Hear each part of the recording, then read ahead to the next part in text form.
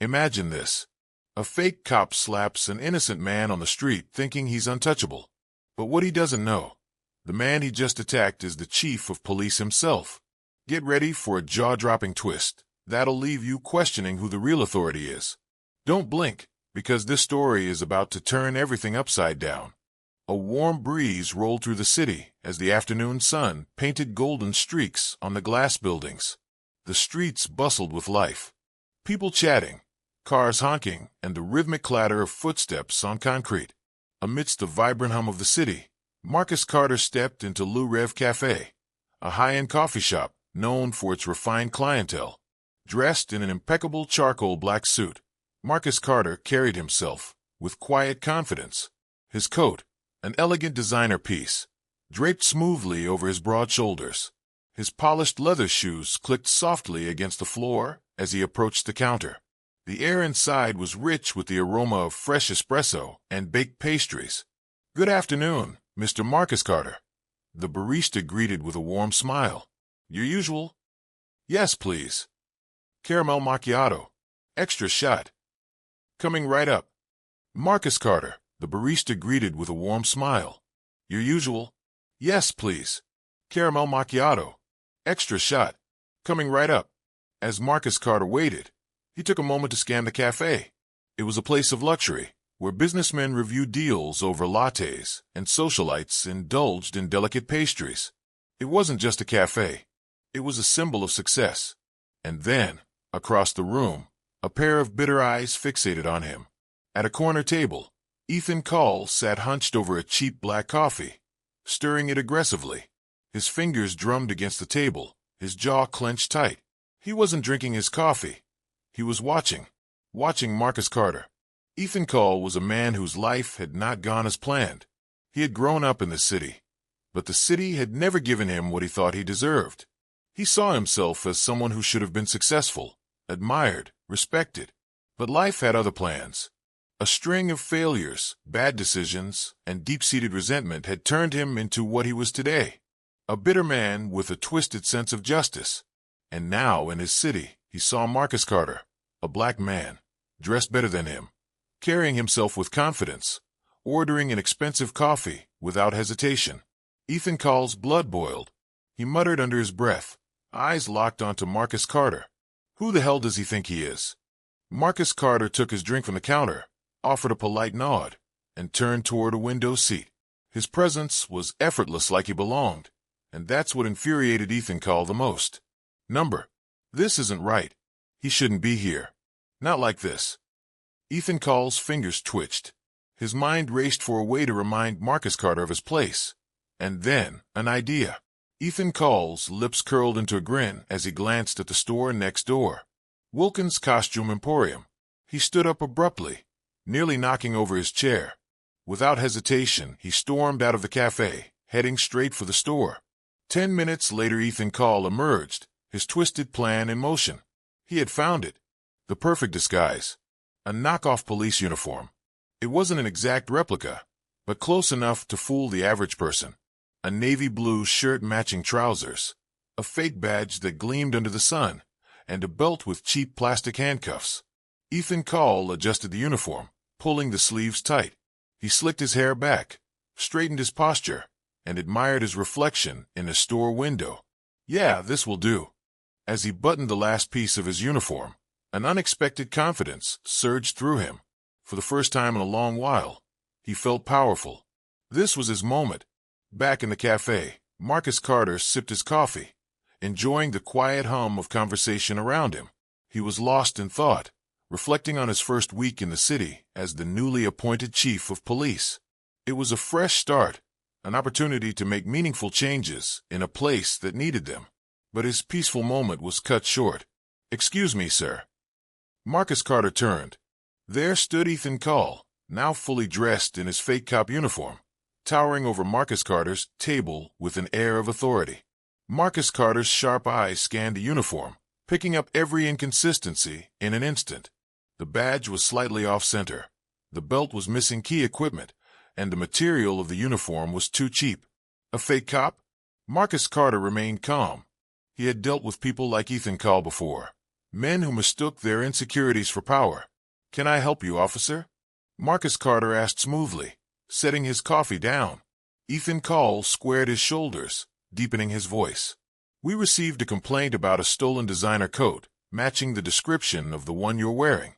I need to ask you a few questions." The cafe grew silent. Patrons turned their heads. Marcus Carter tilted his head slightly.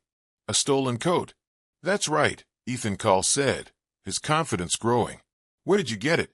Marcus Carter folded his hands on the table. "From the store I purchased it from." "Why do you ask?" Ethan Call scoffed. "Don't play dumb with me. A man reported his coat stolen earlier today, and you just happen to be sitting here, wearing the exact same one." Marcus Carter took a slow breath. The way Ethan Call was speaking, his choice of words, the way he glared. This wasn't about a coat. This was about control. Marcus Carter's voice remained calm. "May I see your department ID and badge number, officer?" Ethan Call's face twitched. The cafe owner, Henry Lawson, who had been watching from behind the counter, suddenly stepped forward. His voice was sharp, cutting through the silence. "Ethan Call, what the hell are you doing?" Ethan Call turned, his posture stiffening. "Stay out of this, Henry Lawson. It's official police business." Henry Lawson narrowed his eyes. "You think I don't recognize a fake uniform when I see one? That badge isn't even real."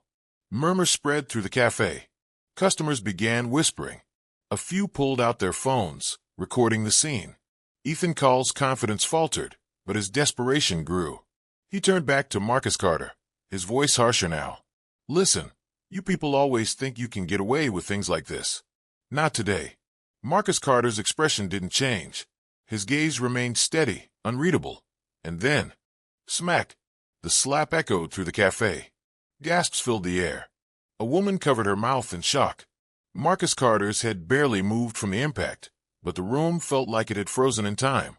Ethan Call's breathing was heavy, his hands trembling from the adrenaline. And then, Henry Lawson's voice boomed. "You idiot, do you even know who you just hit?" Ethan Call's smug expression wavered, his stomach twisted. Henry Lawson jabbed a finger at Marcus Carter. "That's the new chief of police." Silence. Ethan Call's face turned pale. His hands started shaking. Marcus Carter exhaled slowly, then turned back to face Ethan Call, his dark eyes piercing through him. Ethan Call took a step back, his confidence shattering. I'm sorry," he stammered. "It was just a prank. Just a joke." Marcus Carter smoothed his sleeve, adjusting his cufflinks. His voice was quiet, but filled with authority. "A joke." Ethan Call swallowed hard. "Well then," Marcus Carter said, standing up, his presence towering over Ethan. "Colonel, let's see how funny it is when we get to the station." Ethan Call froze. Two uniformed officers stepped inside, alerted by the commotion. "Take him in," Marcus Carter ordered. Ethan Call's world crumbled. As the officers grabbed his arms, dragging him toward the exit, his mind screamed. This wasn't how it was supposed to go. This wasn't supposed to happen. But it did, and there was no escaping it now. The weight of his handcuffs pressed against his wrists, cold and unforgiving. Ethan Call's mind was spinning, his heartbeat erratic. This wasn't supposed to happen. It was just a joke, just a way to put that black guy in his place. But now, reality was crashing down on him like a tidal wave. The two officers flanking him were expressionless, leading him out of Lurev Cafe and straight toward a waiting patrol car. People on the street stopped and stared. Some whispered, others took out their phones, recording the moment Ethan Call was shoved into the back seat like a criminal. A real criminal. The door slammed shut. Ethan Call sat there, breathing heavily, sweat trickling down his temple. He glanced at the reflection in the partition window, his own panicked face staring back at him. His fake uniform looked ridiculous now. This can't be happening. Outside, Marcus Carter stepped forward, adjusting his cufflinks like nothing had happened. His composure was unsettling. Calm, precise, deliberate. He turned to Henry Lawson, the cafe owner, and gave a small nod. "Thanks for stepping in, Henry Lawson." "Anytime, Chief," Henry Lawson said. "That guy's been bad news for years. Always had a chip on his shoulder, always stirring trouble. But today, he messed with the wrong man."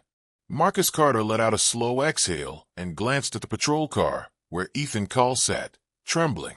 He had seen this kind of hatred before. Aimless, bitter, desperate to control something it had no right to. "Let's take him in," Marcus Carter finally said. The officers nodded, got in the car, and pulled out into traffic. Ethan Call sat in the back, staring out the window, watching as the city blurred past him. Every second felt heavier than the last. The police station was colder than Ethan Call remembered. He had been here before. Several times, in fact. Not as a criminal, but as a witness. Or sometimes, just as a nosy troublemaker hanging around. But this was different. He was escorted inside, through the main hall, past rows of desks where real officers worked. Some looked up as he passed. Others smirked. Word had already spread. "That the guy," someone muttered. "The fake cop." "Yup," slapped the new chief in public. "No way. What an idiot." Ethan Call's face burned with shame. His body stiffened as he was led down a corridor into a holding room. The metal chair screeched as he was forced to sit. Across from him, the officers unhooked his cuffs, but left him there, telling him to wait. Ethan Call swallowed hard, staring at his hands. His mind was still racing. Maybe this was all some horrible misunderstanding. Maybe he could explain, twist the story. Maybe Marcus Carter would take pity on him, let him go with just a warning. Then the door opened, and Marcus Carter stepped in. The air in the room shifted. Ethan Call felt it immediately, the authority radiating off of Marcus Carter as he walked in, unbothered, in control. His black suit was still flawless, his expression unreadable.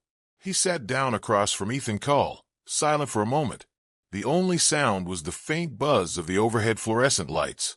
Ethan Call licked his lips. "Listen, man, Marcus Carter held up a hand. Ethan Call froze. "You don't talk," Marcus Carter said, his voice smooth but firm. "Not yet." Ethan Call swallowed. Marcus Carter leaned back, folding his hands on the table. "Let's start with something simple." "Why?" Ethan Call blinked. "We what? Why did you do it?" Ethan Call hesitated. His fingers twitched. He wanted to lie, to spin some excuse. But the way Marcus Carter was looking at him, it was like he could see straight through him. I don't know," Ethan Call finally muttered. Marcus Carter sighed. "Yes, you do." Silence stretched between them. Ethan Call shifted in his seat, his breath coming in short spurts. "Look, man, You saw a black man in a nice cafe, wearing nice clothes, drinking expensive coffee, and it pissed you off," Marcus Carter said, matter-of-factly. "So you decided to remind me of my place?" Ethan Call flinched. Marcus Carter tilted his head slightly. "Am I wrong?" Ethan Call's throat was dry. He shook his head. Marcus Carter leaned forward now, his voice softer but sharper. "Tell me, Ethan Colonel, what did you think would happen? Did you think you'd scare me? Humiliate me? That I'd bow my head, apologize for existing?" Ethan Call didn't answer. Marcus Carter exhaled through his nose. "See, people like you. You love to act tough when you think you're in control, but the moment the tables turned, suddenly it's all, please. It was just a joke." Ethan Call clenched his fists. Didn't mean what?" Marcus Carter interrupted. "Didn't mean to slap me. Didn't mean to get caught. Or didn't mean for me to be someone who could actually hold you accountable." Ethan Call opened his mouth, then closed it. Marcus Carter's gaze darkened. "Because I promise you, if I had been just another random guy in that cafe today, this would have ended very differently." Ethan Call's breathing was uneven now. His fingers trembled against the table. Marcus Carter studied him for a moment, then leaned back, adjusting his cufflinks again. "Here's the thing. Ethan Colonel, I could press full charges on you right now. Impersonating an officer, assault, attempted harassment, all of it." Ethan Call's eyes widened. "But I won't," Marcus Carter continued. Ethan Call blinked in shock. You won't." Marcus Carter shook his head. I'm going to give you a choice." Ethan Call frowned. "You either go to jail, or you spend the next 6 months attending an anti-racism program and community service under my watch." Ethan Call's mouth opened. He stared at Marcus Carter in disbelief. "Are you serious?" Marcus Carter's expression remained unreadable. "Dead serious." Ethan Call hesitated. A part of him wanted to refuse to spit some bitter insult and storm out. But another part, the smarter part, knew that Marcus Carter was doing him a favor. 6 months of community service versus a criminal record. It wasn't even a question. I'll do it, Ethan Call finally said. Marcus Carter nodded slowly. Good, but let me be clear. This isn't some get-out-of-jail-free card. You're going to learn something from this. And if I find out you've skipped a single session, if I hear even one complaint about you disrespecting people again. He leaned in slightly. I will personally make sure you regret it. Ethan Call shuddered. Marcus Carter stood up, straightening his suit. Officer Peterson will take care of the paperwork. You start next week.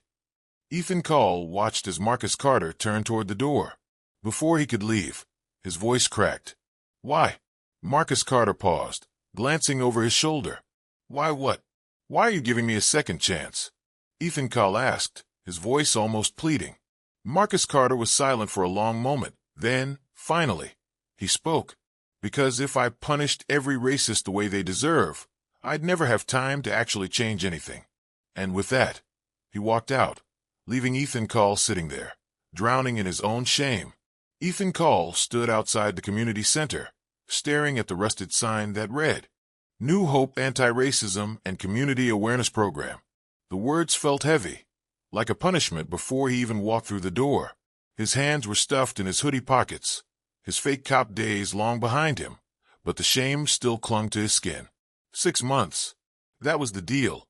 6 months of this program, plus community service under Chief Marcus Carter's watch. He could have been sitting in a jail cell right now. He knew that. He had been given a second chance, but part of him still resisted it. Inside, he could hear voices, discussions, laughter, the sounds of people actually wanting to be here. Ethan Call sighed, rolling his eyes. Great. A room full of self-righteous people trying to fix the world. He took a deep breath and stepped inside. The classroom was small but packed. A diverse mix of people sat in a circle. Different races, different ages, all gathered for one purpose. A tall, middle-aged black man stood at the front. He had a presence about him, calm, wise, and commanding respect without demanding it. Welcome, the man said. For those of you who don't know me, I'm Dr. Malcolm Reed, the founder of this program. Some of you are here by choice, others, not so much. Ethan Call shifted uncomfortably in his chair. Dr. Reed's eyes scanned the room. But regardless of how you got here, we all have the same goal. To unlearn, to grow, and to be better than the people we were yesterday. He paused. Let's start with introductions. I don't want just your name. Tell us why you're here and what you hope to get out of this. One by one the group spoke. Some were victims of racial discrimination. Others had prejudices they were trying to unlearn. Then it was Ethan Call's turn. Victims of racial discrimination. Others had prejudices they were trying to unlearn. Then it was Ethan Call's turn. He hesitated. My name is Ethan Call, he said slowly, then exhaled. And I'm here because I did something stupid. Silence. Dr. Reed nodded. Go on. Ethan Call's throat tightened. The words felt foreign, like admitting them would somehow make them more real.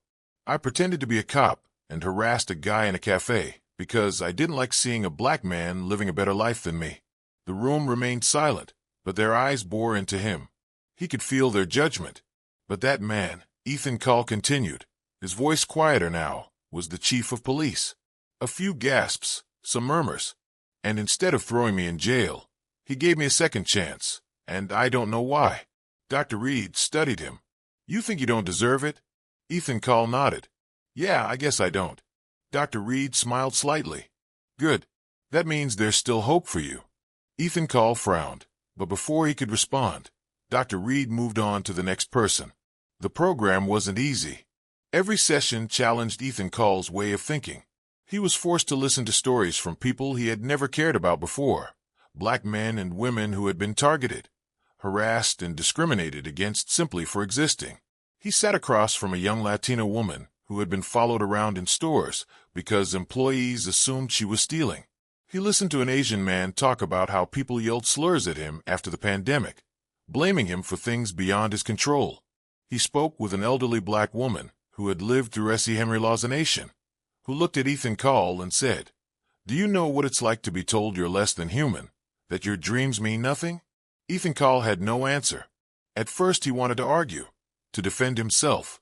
Not all white people are like that. Or, I never owned slaves. Why should I feel guilty? But every time he tried, the words died in his throat, because deep down he knew the truth. He wasn't a villain in his own story, but he wasn't innocent either. And that realization hit him harder than anything. Outside the classroom, Ethan Call's punishment continued. He was assigned to work directly under Chief Marcus Carter, cleaning up graffiti, assisting at homeless shelters, and sitting through ride-alongs with officers who actually upheld the law.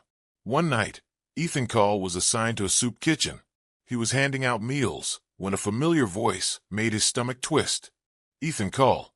He turned and saw Henry Lawson, the cafe owner who had witnessed everything that day. "Didn't expect to see you here," Henry Lawson said, raising an eyebrow. Ethan Call forced a small, embarrassed smile. "Yeah, well, I didn't expect to be here either." Henry Lawson studied him for a long moment, then nodded. "Good. That was it. No anger. No long speech.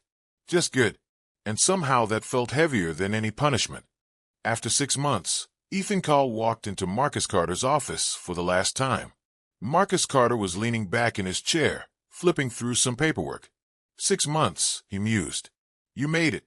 Ethan Call nodded. "Yeah, I did." Marcus Carter set the papers down. "Tell me, what did you learn?" Ethan Call thought for a moment. "That racism isn't just about hating someone. Sometimes it's about what you refuse to see. And that I've been blind for a long time." Marcus Carter nodded, satisfied. Ethan Call hesitated before speaking again. "I used to think giving people second chances was weak. That people didn't change." Marcus Carter smirked. "And now, I think I was wrong." Marcus Carter leaned forward, clasping his hands together. "That's the difference between people like us. Ethan Colonel, some of us fight for change. Others fight to keep things the same because they're afraid of what that change might mean." Ethan Call swallowed hard. Marcus Carter's voice softened. "I could have destroyed you, Ethan Call. But what would that have solved? Another bitter, angry man walking around, blaming others for his problems. Or are you someone who actually learned something?" Ethan Call let out a small laugh. "You sound like my therapist." Marcus Carter chuckled. "Maybe I missed my calling."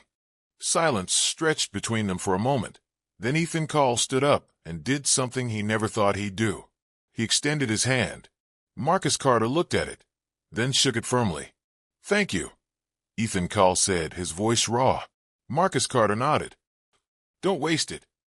And with that, Ethan Call left the office, stepping into a world that suddenly looked very different than it had 6 months ago. Ethan Call walked out of the police station and stood still for a moment, taking a deep breath.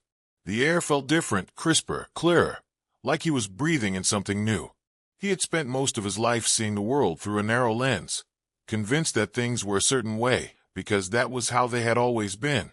But now he saw the truth. Racism wasn't just about hatred. It was about power, about control, about a deep-rooted fear that some people carried, afraid of losing what they had because they saw others rising. Ethan Call had been one of those people, angry, bitter, jealous. And instead of confronting his own insecurities, he had taken it out on others, trying to drag them down so he wouldn't feel so small. He thought back to the day he had slapped Marcus Carter, the humiliation, the fear, the raw realization that he had attacked someone without knowing a single thing about them.